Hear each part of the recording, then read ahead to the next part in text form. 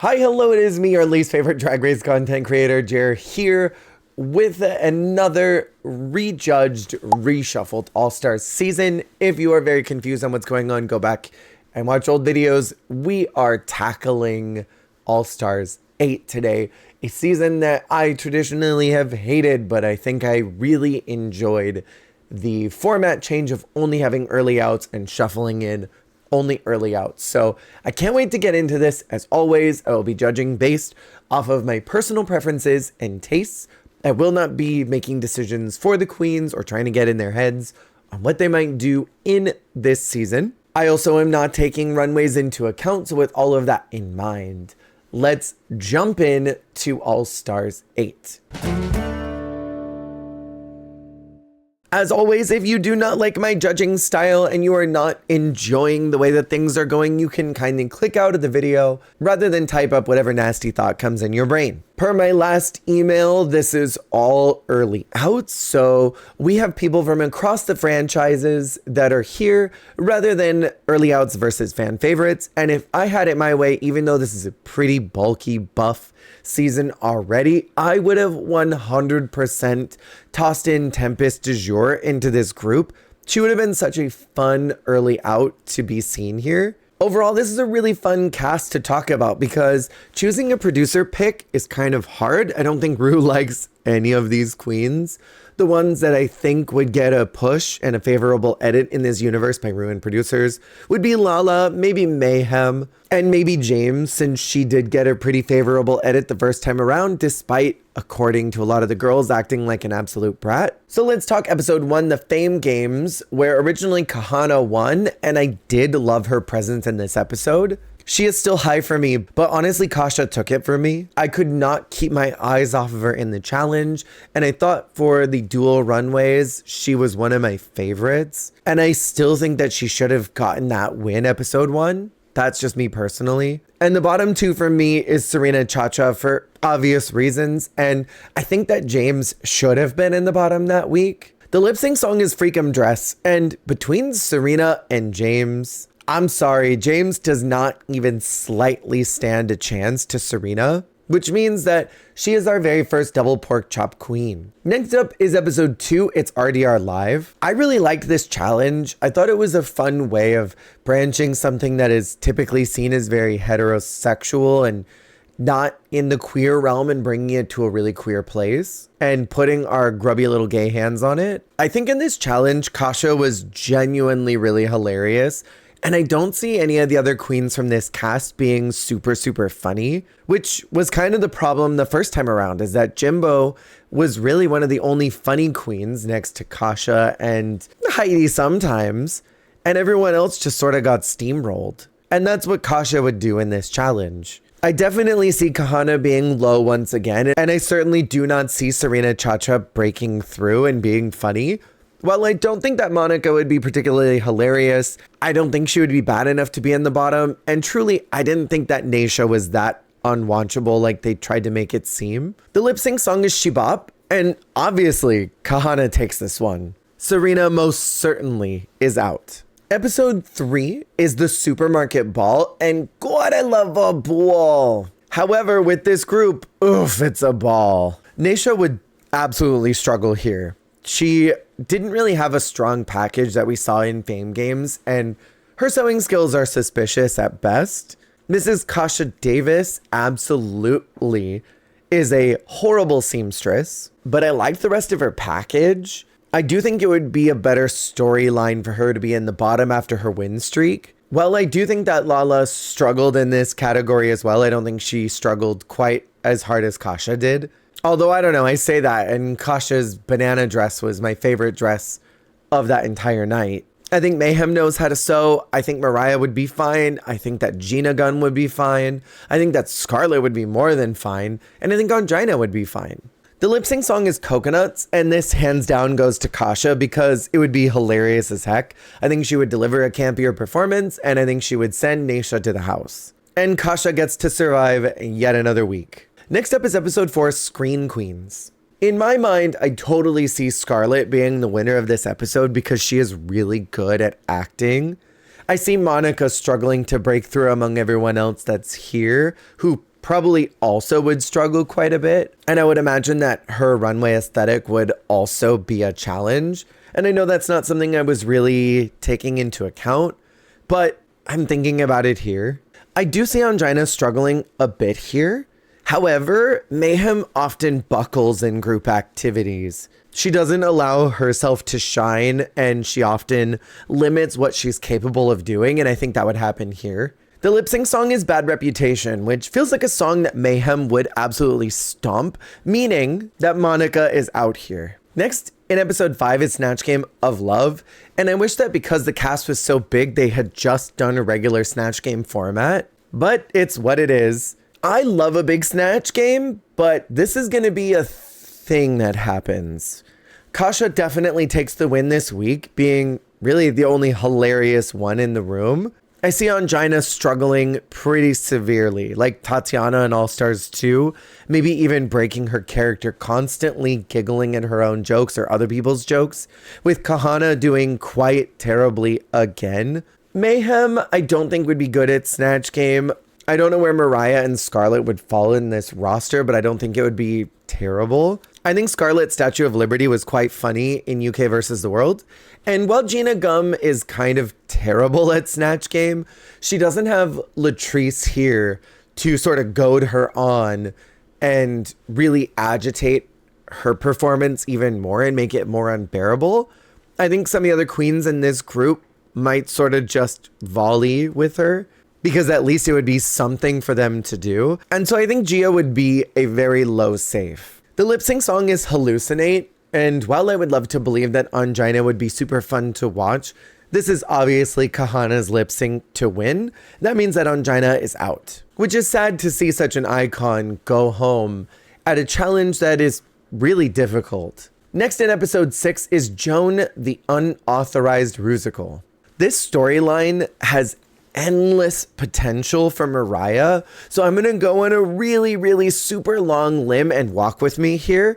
I'm going to give her the win because she went home in season 3 portraying Joan. I would love to believe that by this point, she would have a really solid Joan look and attitude and be able to capture her essence better than what she could in season 3.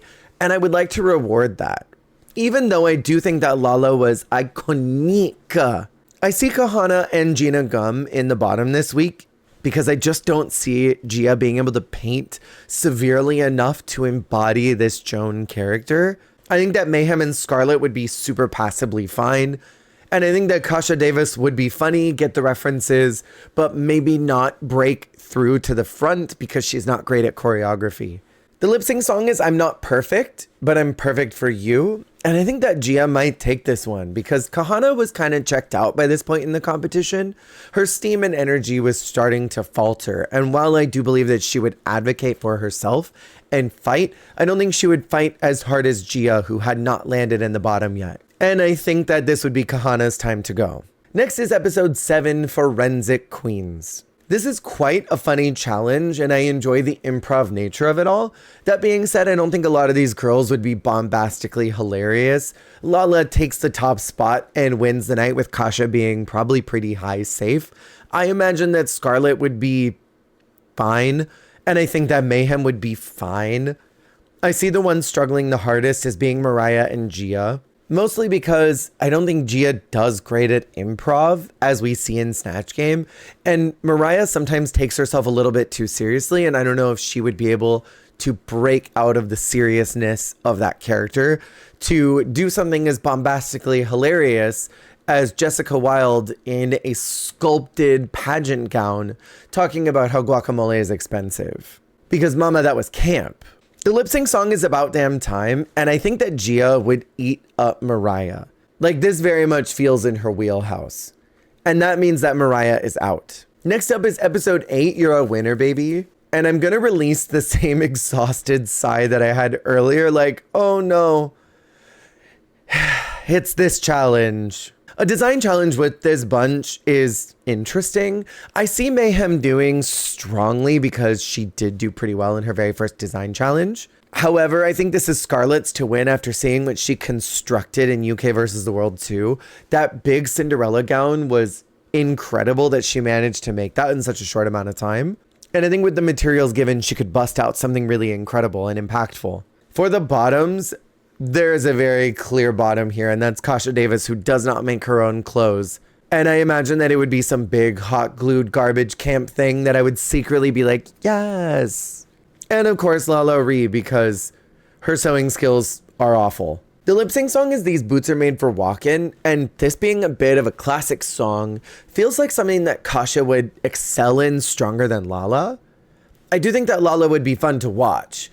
I just feel like Kasha would be able to embody the nature of the song better. And that does mean that unfortunately Lala Ree is out. Next up is episode 9, Carson Kressley, This Is Your Gay Life. And I complained about this in All Stars 5, that I did not like that it kept whittling down past top 4. At this point, I would have stopped this season. And I would have said, this is the top 4, let's do the final challenge, but producers were doing some shenanigans to make a win stick. But that's neither here nor there. Kasha Davis is the funniest in this bunch and is the very clear winner for me. Gia is not funny in this way, and I don't see her doing well. And Scarlett does this awkward Valley Girl tee-hee voice when she does comedy, which I never understand why she still does that. Mayhem is the wild card, but I feel like Scarlett and Gia would fail just a little bit harder than Mayhem would.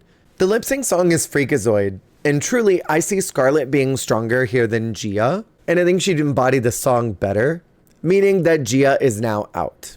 And that brings us to episode 10, the letter L.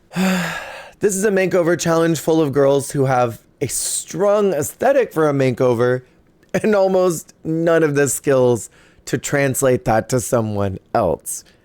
I see Mayhem maybe being the strongest inability to translate her drag onto someone, but I still don't see it being incredible.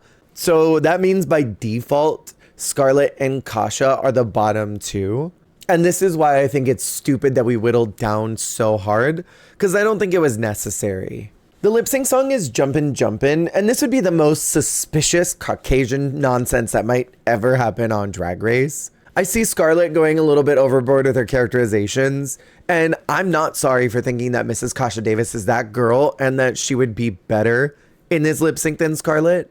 So that means that Scarlett is out this week. And that brings us to episode 11, the Fame Games Variety Extravaganza. For me, para me, for spooky me, for silly quirky me, I feel like the Fame Games are a bit inconsequential in the long run.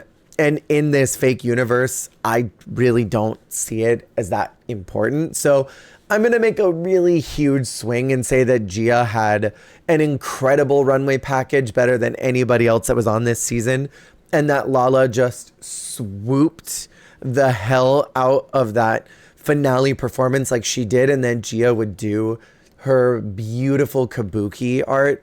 And I would judge that high, putting both Gia and Lala in the top 2. And I mean, for shits and giggles, I'm going to say that Gia wins the Rain on Me lip sync. So now let's talk about episode 12, the grand finale. Our top 2 is Mayhem Miller and Mrs. Kasha Davis. And I will not lie to any of you, Mrs. Kasha Davis is in my top 10 queens of all time, forever. And I have not been quiet about not really liking working with Mayhem during my time doing drag. So it's hard for me to be unbiased in this situation, that even though Mayhem was more steady and consistent in this season, I would give the win to Kasha.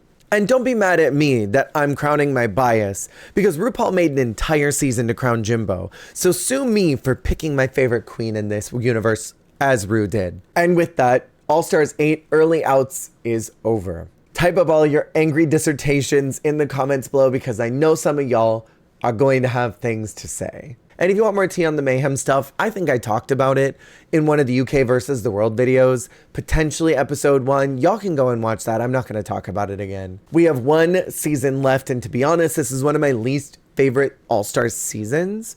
So that is the next one we will be doing, and that is the last one for this universe. Let me know in the comments below who you think, based off of the All-Stars 8 cast that I chose, who do you think would make it to the end, and why do you think they would win? See you on the flip. Hey, thank you so much for watching. If you liked the video, make sure to click that like button. And if you want to see more, hit subscribe.